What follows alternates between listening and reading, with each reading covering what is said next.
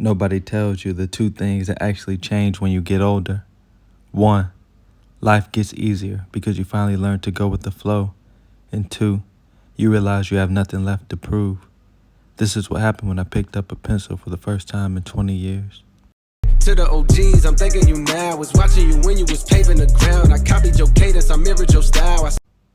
By the time you hit your 30s, you've usually already mastered something. A job, a trade, a skill nobody applauds you for anymore because you make it look easy. And that's the part most people miss. You didn't get good by accident. You got good through repetition. Boring, calendar blocked, unglamorous repetition. So when you finally sit down with the pencil for the first time in 20 years, you're not actually starting from zero. You're starting from, already know what dedication costs. I've just never spent it here. Except knowing how to work isn't the same as being seen. You can sit alone in a room for years, dedicated, disciplined, quietly excellent, and still produce something nobody ever looks at. Because talent doesn't get discovered in a vacuum. People have to care about the artist before they'll ever care about the art. Nobody falls in love with the painting first. They fall in love with the person who made it, and the painting rides it on their coattails. Which means you're going to need people, not an audience, a community. And that's a hard pill for anyone who's already learned the hard way that no one's actually coming to save you.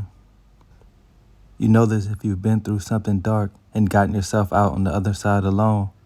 Nobody showed up with the rope, not because they didn't love you, because that's not how the arrangement works. People help those who are already helping themselves. You go first, always, then maybe somebody falls and steps beside you. And here's the last thing nobody warns you about getting older.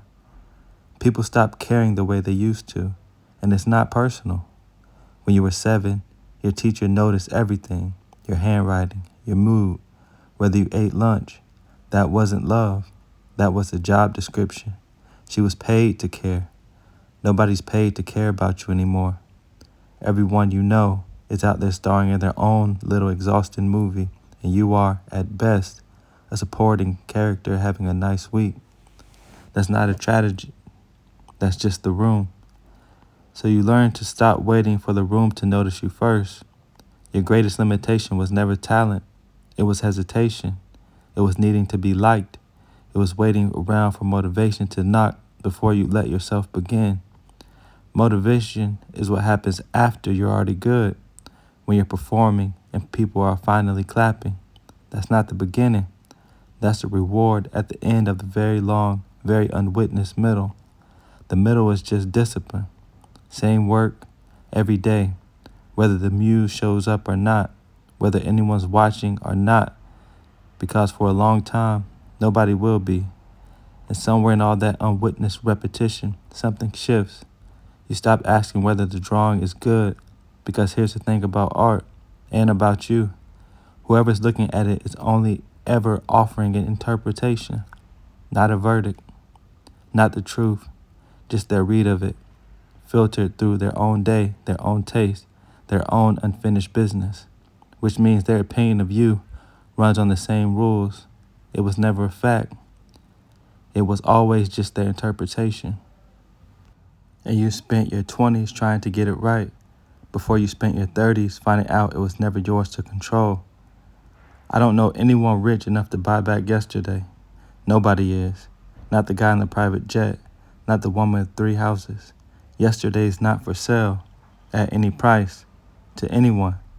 But today is still on the shelf. And if you put in the work, alone mostly, unclapped for mostly, you might just be able to afford tomorrow. Next week, I'm going to go into how I'm teaching myself to actually draw. And I'm using the method step by step, starting from zero. If you haven't had the chance, go ahead and like and subscribe.